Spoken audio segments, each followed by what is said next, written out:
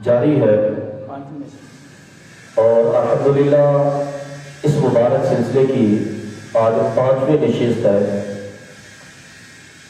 مبارکباد کے لائق ہے القمر اسلامک فاؤنڈیشن کی تمام انتظامیہ اور بالخصوص محترم المقام عزت امام حضرت علامہ مولانا قاری محمد شفقت اللہ صاحب سیالوی اور فخر اہل سنت سرمایہ اہل سنت محترم المقام عزت امام حضرت علامہ مولانا قاری محمد ضیاء اللہ صاحب سیالوی کہ ان کی شفقتوں سے اور محبتوں سے اس عظیم الشان پروگرام کا سلسلہ جاری ہے۔ اللہ رب العالمین کی بارگاہ سے دعا ہے کہ اللہ تعالیٰ ایسے ہی دین متین کی خدمت کی توفیق عطا فرمائے۔ بڑی اہم معلومات کا سلسلہ جاری ہے نماز کے حوالے سے۔ آج انشاءاللہ العزیز رکوع اور سجدے کی بات ہوگی۔ رکوع اور سجدے کے مسائل کے بیان کرنے سے قبل ایک انتہائی اہمیت کا حامل مسئلہ ہے جو ویسے تو پوری نماز کے ساتھ تعلق رکھتا ہے، لیکن بالخصوص رکوع اور سجدے میں جاتے ہوئے اس کا ایک لنک، ایک تعلق پیدا ہوتا ہے، تو مناسب ہے کہ اس مسئلے کو یہاں پر شیئر کر دیا جائے۔ وہ ہے کف ثوب اور اسبال ثوب کا مسئلہ۔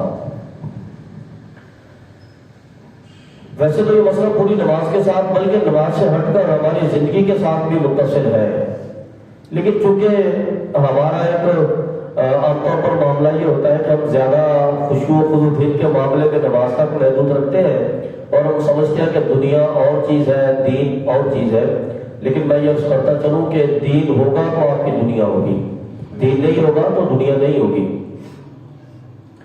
کف ثوب یا اسبال ثوب، اس کی تعریف بھی سماعت فرما لیجئے، پھر اس کے بعد اس پر مختصر سی گفتگو بھی کی جائے گی۔ کف ثوب کہتے ہیں اپنے کپڑوں کو لپیٹنا یا سمیٹنا، اور اسبال ثوب کہتے ہیں اپنے کپڑوں کو لٹکا دینا، کھلا چھوڑ دینا۔ اب کف ثوب وہ کپڑے چاہے بازوؤں سے لپٹائے جائیں یا بازوؤں سے اس کو یوں اکٹھا کر لیا جائے، یہ بھی کف ثوب کہلاتا ہے۔ اسی طرح شلوار کو اوپر کھینچ لیا جائے یا شلوار کو فولڈ کر لیا جائے، یہ بھی کف ثوب کہلاتا ہے۔ اور دوسرا اسبال ثوب، کپڑوں کو لٹکتا ہوا چھوڑ دینا، جیسا کہ ہمارے یہاں عام طور پر آج کل ایک رواج پایا جاتا ہے کہ نوجوان پینٹ شرٹ جو استعمال کرتے ہیں اس میں پینٹ لمبی ہوتی ہے، وہ عام طور پہ چلتے اس کی ایڑیوں میں پھنستی رہتی ہے، تو نماز کے وقت ہمیں چونکہ اللہ کی بارگاہ میں حاضری کا خوف ہوتا ہے، ویسے ہم دنیا میں نہیں ہوتا، تو ہم اسے نماز میں فولڈ کر لیتے ہیں۔ تو یہ کف ثوب اور اسبال ثوب یہ اہمیت کا حامل مسئلہ ہے۔ کف ثوب ہر حالت میں مکروہ تحریمی ہے، یہ بات یاد رکھیے گا۔ کف ثوب ہر حالت میں مکروہ تحریمی ہے۔ نماز کے اندر کپڑوں کو سمیٹ لینا، فولڈ کر لینا، بازوؤں سے، شلوار سے یا قمیص کو اکٹھا کر لینا سجدے میں جاتے ہوئے، یا کپڑے کھلے چھوڑے ہوئے تھے لیکن نماز کے لیے جب رکوع میں جا رہے تھے تو کسی نے دونوں گھٹنوں سے شلوار کو پکڑ کے اوپر کی طرف کھینچ لیا، یا سجدے میں جاتے ہوئے شلوار کو اوپر کی طرف پکڑ کر کھینچ لیا، یہ نماز کے اندر مکروہ تحریمی ہے اور ہر حال میں تحریمی ہے۔ ہر حال سے مراد یہ ہے کہ آپ کی شلوار لمبی تھی یا چھوٹی تھی، بازو آپ کے پورے تھے یا بڑے تھے یا چھوٹے تھے، ہر حال میں آپ نے جیسے ہی اس کو کھینچا، اس کو فولڈ کیا، مکروہ تحریمی ہوگا۔ یہ کسی بھی حالت میں جائز نہیں ہے۔ باقی رہا اسبال ثوب، کپڑوں کو لٹکتا ہوا چھوڑ دینا، نیچے لمبا چھوڑ دینا، جیسا کہ میں نے عرض کیا تھا کہ عام طور پر نوجوانوں میں فیشن ہے کہ اپنی پینٹ جو ہے وہ لمبی پہنتے ہیں، جو اس کے ٹخنوں سے بھی نیچے بلکہ اس کی ایڑیوں میں پھنس رہی ہوتی ہے۔ اسے نماز کے اندر اوپر کی طرف فولڈ کرنا، جب ہم نماز کے لیے کھڑے ہوتے ہیں تو اسے مروڑ کر فولڈ کر لیا جاتا ہے۔ یہ سماعت فرما لیجیے کہ اسبال ثوب ہے کیا چیز، کیا یہ جائز ہے کسی بھی صورت میں؟ تو علماء کرام نے اس کی یہ وجہ بیان کی، فرمایا کہ اگر تو کپڑے کو نیچے لٹکتا ہوا چھوڑیں گے اور تکبر کے ارادے سے چھوڑیں گے، کسی علاقے میں یہ غرور تصور کیا جاتا ہو تو فرمایا کہ یہ مکروہ تحریمی ہے۔ اور اگر تکبر نہیں تھا، ارادہ تکبر کا نہیں تھا، تو کو ویسے ہی چھوڑ دیے، یا تو درزی نے لمبے رکھ دیے، یا پینٹ خریدی بازار سے لمبی تھی، یا فیشن کے طور پر استعمال کی، تکبر مقصود نہیں تھا، یہ یاد رکھیں، لفظ تکبر وہ مقصود نہیں تھا، تو پھر اس بارے سے مکروہ تو ہے لیکن تحریمی نہیں ہوگا، مکروہ تنزیہی ہوگا۔ اب مکروہ کون سا ہوگا؟ تنزیہ، کراہت تو ہے اس کے اندر لیکن وہ تحریمی کے درجے کی نہیں ہے، اس سے کم درجے کی ہوگی۔ اس لیے میرا نارمل پوزیشن میں کوشش یہی ہونی چاہیے کہ شلوار بالکل ٹخنوں کے برابر، ٹخنوں سے متصل، تھوڑی اونچی ہی ہو، زیادہ لمبی نہیں ہونی چاہیے۔ اس کے مکروہ تنزیہی ہونے کی وجہ یہ ہے، اور میں نے جو تکبر کی علت بیان کی، مشکات المصابیح کی معروف حدیث مبارکہ ہے اور سیاہ ستہ کی دیگر کتب کے اندر بھی پائی جاتی ہے۔ جب نبی پاک صلی اللہ علیہ وسلم نے اسبال ثوب کے حوالے سے مسئلہ بیان فرمایا تو آقا علیہ السلام نے فرمایا اس کے حوالے سے کہ اس کی ایڑیوں کو جہنم کی آگ چھوئے جس کی شلوار اس کے ٹخنوں سے نیچے رہتی ہے۔ تو سیدنا ابوبکر صدیق رضی اللہ تعالیٰ عنہ اپنے گھر میں آرام فرماتے، یہ مسئلہ اس کی گونج ابوبکر صدیق تک بھی پہنچی۔ ابوبکر صدیق نے جب اس مسئلے کو سماعت کیا تو بھاگتے ہوئے حضور کی بارگاہ میں گھر سے نکلے، توڑتے ہوئے گلی کے اندر سے گزرتے ہوئے، توڑتے ہوئے نبی پاک صلی اللہ علیہ وسلم کی بارگاہ میں حاضر ہوئے، سانس چڑھا ہوا تھا، ہانپ رہے تھے، حدیث مبارکہ میں آتا، ہانپتے ہوئے حضور کی بارگاہ میں آئے، سرکار نے دیکھتے ہی فرمایا کہ ابوبکر مجھے پتا ہے کہ تیری یہ جو ازار ہے، دھوتی ہے نا، دھوتی یہ تکبر کی وجہ سے نیچے نہیں رہتی، تجھے اجازت ہے۔ فرمایا کہ تیری تکبر کی وجہ سے نیچے نہیں ہوتی۔ گویا کہ سرکار نے علت بیان کر دی کہ ٹخنوں سے نیچے اگر شلوار رکھی گئی اور اس کا مقصد تکبر ہوا، اس کا ارادہ اگر تکبر ہوا تو یہ حرام مکروہ تحریمی ہے۔ اگر تکبر مقصود نہیں تھا تو پھر نماز کے اندر مکروہ تنزیہ، جیسے دیکھیے نبی کریم صلی اللہ علیہ وسلم کے دور میں دھات کا کنڈا، ایک کڑا بازو میں پہننا اس دور کے متکبرین کی علامت تھی، تکبر کے طور پر کنڈا پہنتے تھے۔ نبی پاک صلی اللہ علیہ وسلم نے اسے مکروہ قرار دے دیا، اس کی علت بیان کی کہ تکبر ہے۔ اگر تکبر کی وجہ سے کسی نے پہنا تو مکروہ تحریمی ہوگا۔ اگر کسی کو کوئی بیماری ہو گئی تھی اور اس کو کڑا سا پہنایا گیا کہ جس کے اوپر کوئی تحریر تھی، قرآن پاک کی آیت مبارکہ کی، یا کوئی وظیفہ تھا یا کوئی معاملہ تھا، تو بیماری کی نوعیت کی وجہ سے جائز ہوگا، لیکن ویسے اس کے لیے حرام ہے کیونکہ آقا علیہ السلام نے حدیث پاک میں اس کو منع کر دیا۔ تو نبی پاک صلی اللہ علیہ وسلم نے اس کے اندر علت جو بیان فرمائی وہ ہے تکبر کی۔ اگر تکبر کے ارادے سے کوئی معاملہ کیا تو اسبال ثوب یعنی کہ اپنی پینٹ کو اپنے ٹخنوں سے بھی نیچے چھوڑ دینا، لمبا چھوڑ دینا جو قدموں میں رلتی رہے، اگر تکبر کے ارادے سے ہوگا تو یہ مکروہ ہے، مکروہ تنزیہی۔ تکبر کے ارادے سے ہوگا مکروہ تحریمی ہوگا، اگر تکبر کے ارادے سے نہیں ہے مکروہ تنزیہی ہے۔ اگر فیشن کے طور پر کسی نے پہنی، اب دیکھ لیجیے اس مسئلے کی نوعیت کو بھی، اگر کسی نے فیشن کے ارادے سے پہنی ہے، تکبر مقصود نہیں ہے، اب اگر وہ مسجد میں آگے نماز پڑھنے کے لیے اب کیا کرنا چاہیے؟ اب اس کا طریقہ یہ ہے کہ وہ اپنی شلوار کو وہی چھوڑ دے، جتنی لمبی ہے چھوڑ دے، کیونکہ اس کیفیت میں رکھنا مکروہ تنزیہی ہوگا۔ اگر اس نے ٹخنوں سے نیچے چھوڑ دی، تکبر بھی مقصود نہیں تھا، فیشن تھا، تو اب شلوار کو چھوڑ دیا تو مکروہ تنزیہی ہوگا۔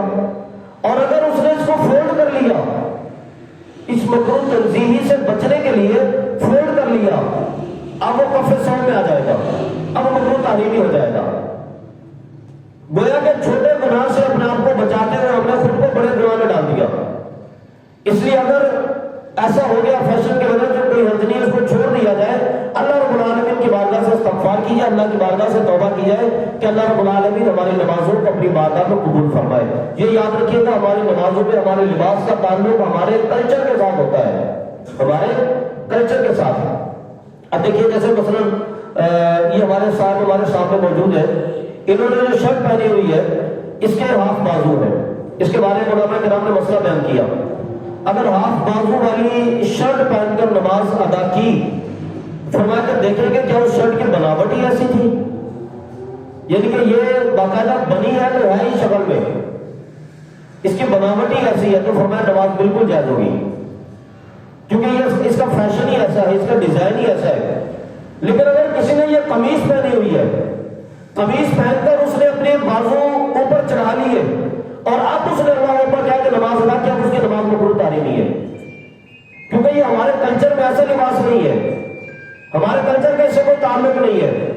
تو اس لیے جو فیشن یا جو ڈیزائن لباس کا آپ کے کلچر میں عام طور پہ چلتا ہے، اس کے اندر کوئی مذاکرہ نہیں ہے، کوئی حد نہیں ہے، نماز ادا ہو جاتی ہے، وہ آپ کے صدر کے کام آتا ہو، اور جو کلچر سیکولر ہوگا پھر وہ مکروہ تحریمی کے زمرے میں آئے گا۔ جیسے دیکھیں مثال کے طور پر ہم چونکہ لباس پہنتے ہیں تو اس کا گلا بند ہوتا ہے یہاں تک، کریم آقا صلی اللہ علیہ وسلم کے دور میں بھی ایسا ہی معاملہ تھا۔ اب لباس کے قمیص کے بٹن یہاں تک بند ہوتے ہیں۔ اب بعض مشائخ نے تو یہ بھی فرمایا کہ جس کی ہنسلی کی یہ ہڈی بھی نماز کے اندر نظر آئے گی نا، اس کی نماز مکروہ ہوگی، کیونکہ لباس کا طریقہ ہماری یہی ہے۔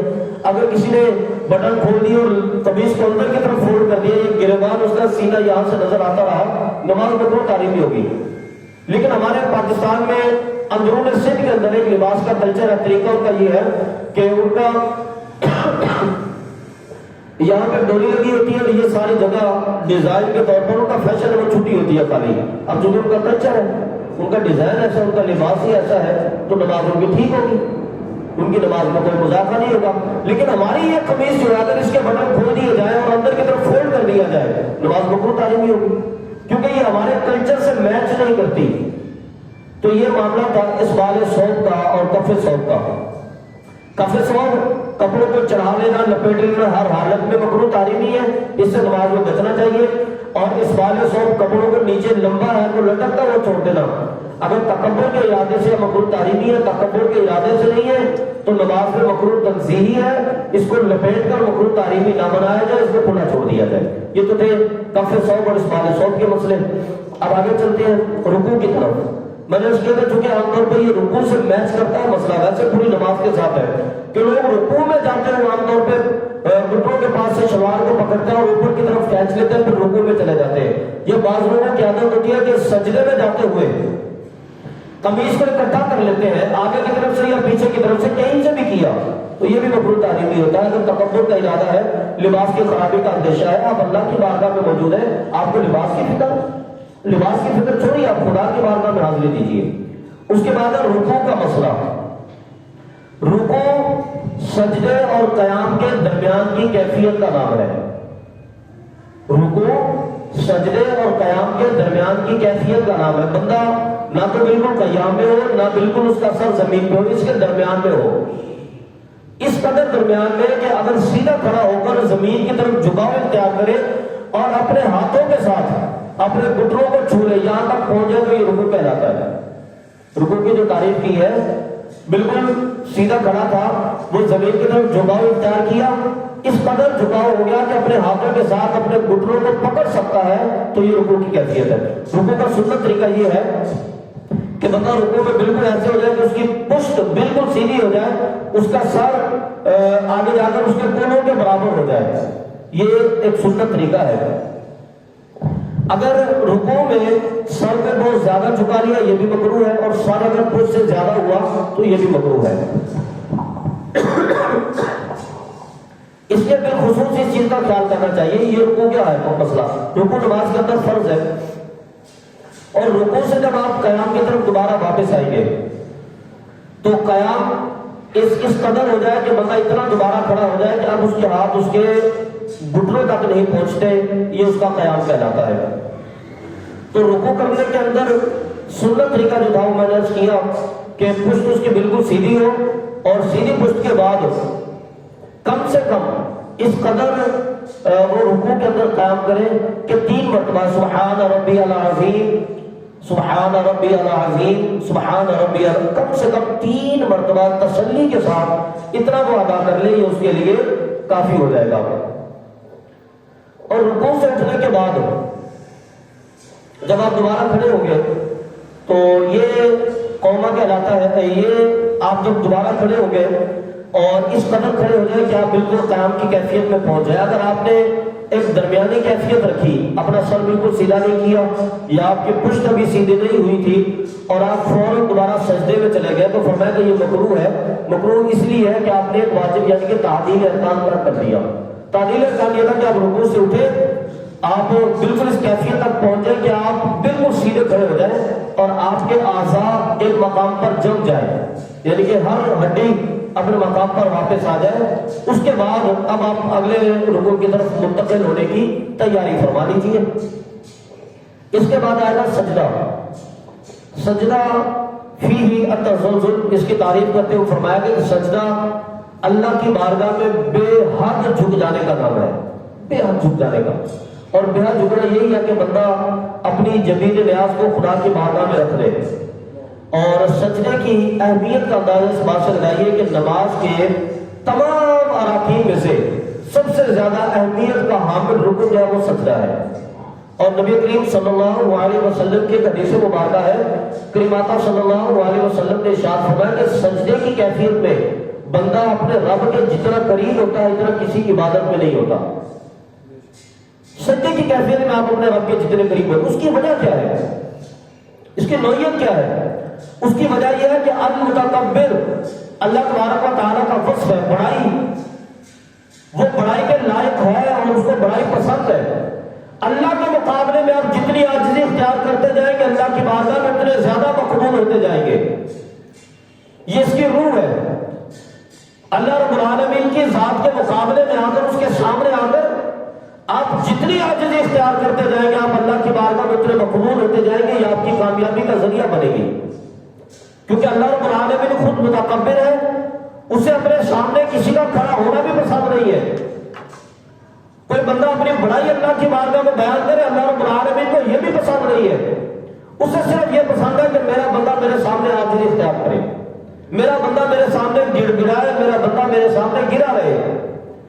تو سجدے میں یہ کیفیت بالکل مکمل ہو جاتی ہے، اور اللہ رب العالمین کو بندے کی یہی کیفیت بالکل پسند ہے کہ سجدے میں اللہ رب العالمین کے بندہ پھر قریب ہو جاتا ہے۔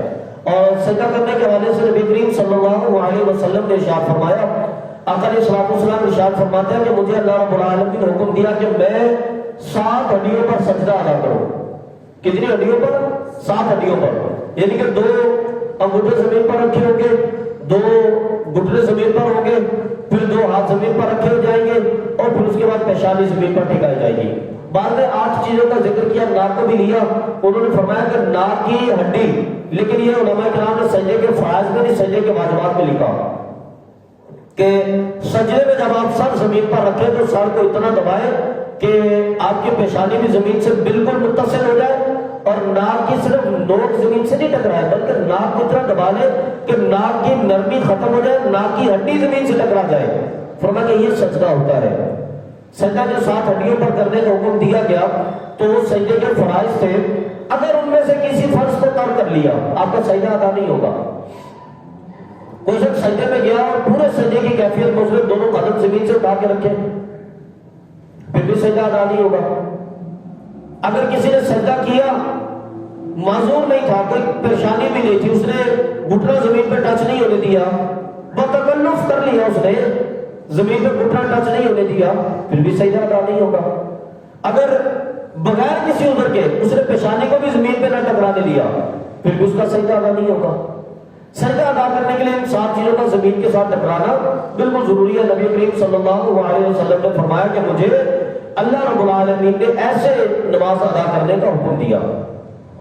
سجدے میں بندے کے اللہ رب العالمین کی بارگاہ میں ایک تقرب کی کیفیت ہوتی ہے، قرب کی کیفیت ہوتی ہے۔ بندہ اپنے حبیب کی بارگاہ میں پہنچ چکا ہوتا ہے، بندہ اپنے رب کریم کی بارگاہ میں پہنچ چکا ہوتا ہے۔ پھر آپ سجدے کی کیفیت میں اللہ رب العالمین کی بارگاہ میں جب پھر یہ عرض کرتے ہیں کہ سبحان ربی الاعلیٰ، بالکل اتنا کیفیت پر جا کر آپ زمین پر اپنی زمین کو جھکا کر آپ کہتے ہیں کہ مالک تو سب سے بڑا ہے، تو سب سے بلند ہے۔ جب آپ اپنے رب کی بڑائی کا اظہار کرتے ہیں، اپنے رب کی بلندی کا اظہار کرتے ہیں، پھر بندہ اللہ کی بارگاہ میں مقبول ہوتا ہے۔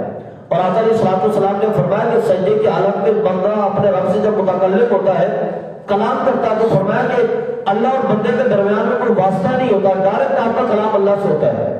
اتنے قربت سجدے کی کیفیت میں، ان 7 چیزوں کے ساتھ جب سجدہ اللہ رب العالمین کی بارگاہ میں کیا اور سجدہ اتنا طویل تو کہ کم سے کم 3 مرتبہ سبحان ربی الاعلی، سبحان ربی الاعلی، سبحان ربی الاعلی آپ نے 3 مرتبہ کہا، اور 3 مرتبہ کہنے کے بعد پھر آپ اٹھے اور جیسے کم سے کم کیفیت جو میں ذکر کر رہا تھا حضرت ہمارے زیادہ کا بھی ذکر فرمایا تو کم سے کم کیفیت 3 مرتبہ کہے، لیکن مستحب ہی ہے 5 مرتبہ کہا جائے، 7 مرتبہ کہا جائے، 9 مرتبہ کا بھی ہے، طاقت کے ساتھ رہے 5 مرتبہ یا 7 مرتبہ، لیکن ساتھ میں مسئلہ یہ بھی رہے کہ علماء کرام نے یہ بھی تحریر فرمایا کہ عام لوگوں کے لیے سنت یہ ہے کہ کم سے کم 3 مرتبہ سجدے میں یا رکوع میں تسبیح ادا کریں، لیکن ساتھ ہی علماء نے فرمایا کہ امام کے لیے سنت یہ ہے کہ وہ 5 مرتبہ کہے، امام 3 مرتبہ نہیں کہے، امام 5 مرتبہ کہے۔ امام کے 5 مرتبہ کہنے کی وجہ یہ ہے کہ امام 5 مرتبہ کہے گا تو کم سے کم مقتدی 3 تک تو پہنچ جائیں گے، اور ماشاءاللہ ہمارے یہاں چونکہ ائمہ مساجد علماء قرآن ہوتے ہیں، ان کی زبان عربی میں عام لوگوں کے مقابلے میں زیادہ تیز چل رہی ہوتی ہے نا، تو جس کا نتیجہ ہوتا ہے کہ عام لوگوں کو ان کے ساتھ پہنچنے میں تو دقت ہوتی ہے۔ اگر یہ 5 مرتبہ کہنے کے کم سے کم 3 مرتبہ کہنے کے، 7 مرتبہ کہے، آپ 9 مرتبہ کہے، آپ کو وقت ملا 11 مرتبہ کہے، اور سجدہ تو ایسی بات ہے ماشاءاللہ آپ پوری پوری رات اس کے اندر گزارتے۔ نبی کریم صلی اللہ علیہ وسلم کے سجدے اتنے طویل ہوتے تھے کہ آقا علیہ الصلوۃ والسلام کے سجدوں میں پوری پوری رات بیت جایا کرتی تھی۔ تو سجدے میں سنت طریقہ کم سے کم 3 مرتبہ سے زیادہ بڑھتے جائیں تو پھر مستحب ہے، آپ اپنی حیثیت کے مطابق مستحب بڑھاتے چلے جائیں جہاں تک اللہ رب العالمین آپ کو فرصت بھی دے اور جہاں پر اللہ رب العالمین آپ کو توفیق بھی عطا فرمائے۔ سجدے کے مکمل ہونے کے بعد یہ ایک سجدے کی بات ہے، پھر آپ اٹھیں گے، جلسے کی کیفیت میں آپ بیٹھیں گے،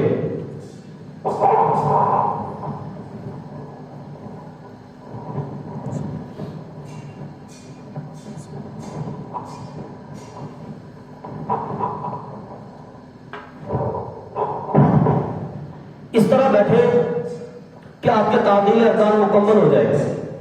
تعدیل ارکان کے مکمل ہونے کے بعد پھر آپ دوسرے سجدے کی طرف جائیں گے۔ 2 سجدے ملا کر ایک رکن بنتا ہے، یہ یاد رہے گا۔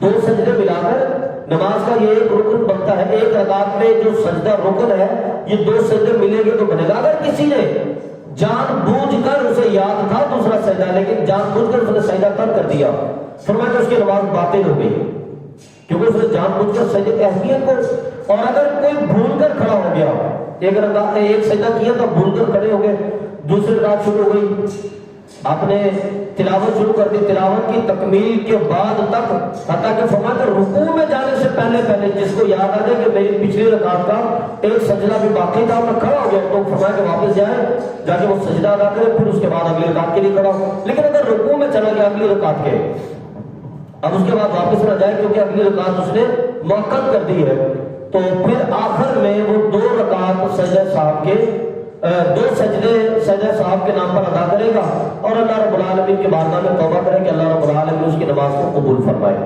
اس کے ساتھ ساتھ میں یہ کروں کہ چونکہ یہ کر رہا تھا کہ 2 سجدے ملا کر ایک رکن بنتا ہے، اس لیے 2 سجدوں کے درمیان میں آپ بیٹھے اور اس طرح بیٹھے کہ ایک دفعہ آپ کا جسم قرار پکڑ جائے۔ اگر کوئی شخص اتنا اٹھا سجدے سے کہ اس نے بھی اپنا سر زمین سے اٹھایا تھا، ہاتھ نہیں اٹھائے تھے، سر زمین سے اٹھایا تھا، پھر دوسرے سجدے میں چلا گیا، تو فرمایا کہ وہ چونکہ ابھی سجدے سے نہیں نکلا، ابھی اس کا پہلا سجدہ جاری ہے، لیکن اپنے کہیں تو اس نے یہ سمجھ لیا میرا دوسرا سجدہ ہو چکا ہے، تو اس کا ابھی پہلا سجدہ ہی چل رہا ہے، اس لیے پہلے سجدے کو مکمل کرنے کا طریقہ یہ کہ آپ اٹھیں، آپ بالکل قاعدے کی حالت میں بیٹھ جائیں، آپ کے ہاتھ آپ کی رانوں پر آ جائے، آپ کا جسم قرار کی کیفیت میں آ جائے، اس کے بعد آپ دوبارہ اگلے سجدے کی طرف رجوع کریں۔ آپ کے 2 سجدے مکمل ہو جائیں گے، اس کے بعد یہ پوری رکعت پڑھنے کا طریقہ آپ نے مکمل کر لیا، دوسری رکعت بھی اسی طرح ادا کی جائے گی۔ اس کے بعد آگے چل کر آپ تشہد میں بیٹھیں گے۔ اگر تو 2 رکعت والی نماز ہے تو پہلا قاعدہ ہی آپ کا قاعدہ اخیرہ کہلاتا ہے، جیسے فجر کی نماز ہوتی ہے۔ اگر 3 رکعت والی نماز ہے جیسے مغرب ہو گئی، یا 4 رکعت والی نماز ہے جیسے عشاء ہو گئی، ظہر کی ہو گئی، عصر کی نماز ہو گئی، تو یہ آپ کا پہلا قاعدہ ہے۔ اس کے بعد اگلا چوتھے رکعت کے بعد جب بیٹھے گا تو وہ دوسرا قاعدہ کہلائے گا. تو پہلے قاعدے میں تشہد کا تلاوت کرنا واجب ہے. اس کے مسائل پر انشاءاللہ العزیز اگلے نشست کے اندر گفتگو کی جائے گی. تو آج کے موضوع کے اندر جو ہم نے آج کی نشست کے اندر سیکھا ایک کفِ صوم کا اسبال صوم کا مسئلہ تھا. یہ میں ایک دفعہ اجمالاً ذکر کرتا چلوں تاکہ دوبارہ ذہن نشین رہے مسائل. کفِ صوم مکروہ تحریمی ہے, کپڑوں کو لپیٹ لینا یہ کسی بھی صورت میں گنجائش نہیں ہے. اسبال صوم اگر تکبر کے ارادے سے نہیں تھا تو پھر تو مکروہ تنزیہی ہے, اگر تکبر کے ارادے سے تھا مکروہ تحریمی ہے. اسبال صوم سے بھی بچنا چاہیے, کفِ صوم سے بھی بچنا چاہیے, کیونکہ ہم اللہ رب العالمین کی بارگاہ میں جب جاتے ہیں تو ہمیں بالکل پرفیکٹ حالت ہونا چاہیے.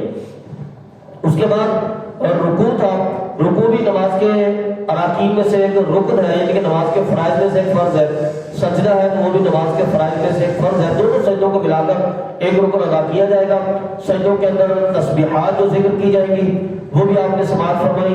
تو اس طرح ہم رکوع بھی مکمل کر لیں گے, سجدہ بھی مکمل کر لیں گے. انشاءاللہ العزیز اگلے جز کی طرف آگے چل کر چلیں گے. اللہ رب العالمین کی بارگاہ سے دعا ہے کہ اللہ تعالی ہمیں اپنی نمازوں کو خوبصورت مزید خوبصورت کر کے ادا کرنے کی توفیق عطا فرمائے.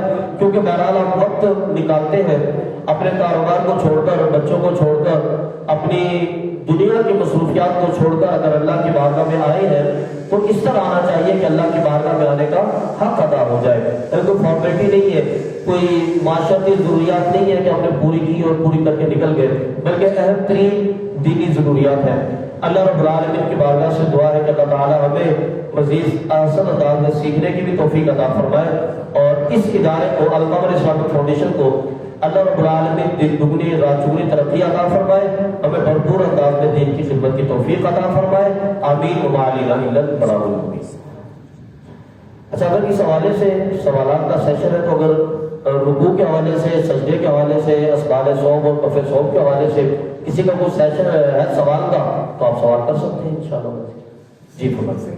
دعا مانگ سکتے ہیں نا سجدے میں اگر نماز کے سجدے کی بات ہے تو دعا کے وہ الفاظ جو قرآن مجید میں موجود ہے یا دعا کے وہ الفاظ جو حدیث پاک میں موجود ہے وہ تو ادا کیے جا سکتے ہیں. ذاتی یعنی کہ اپنی لینگویج کے اندر یا اپنی ضروریات کی دعائیں وہ نہیں کی جا سکتی. جیسے ربنا ہب لنا من ازواجنا و ذریاتنا قرۃ اعین واجعلنا, یا ہم نوافل ادا کرتے ہیں تو نوافل کے اندر اس کو تلاوت کیا جا سکتا ہے. یا نماز کے بعد ویسے ہی دعا کے لیے آپ بیٹھے ہیں تو دعا میں سجدے کی کیفیت میں چلے جائیں, آپ یہ دعائیں ادا کریں اس کے اندر.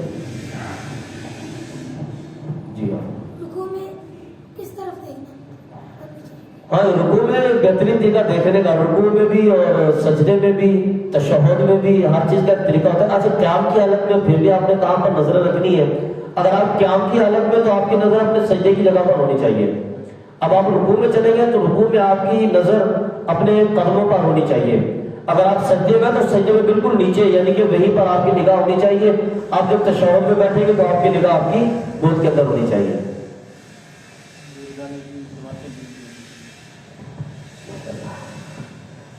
اور کسی کا کوئی سوال ہے؟ چلے اللہ رب العالمین کی بارگاہ سے دعا ہے کہ اللہ تعالیٰ ہم پر اپنی رحمتوں کو نازل فرمائے.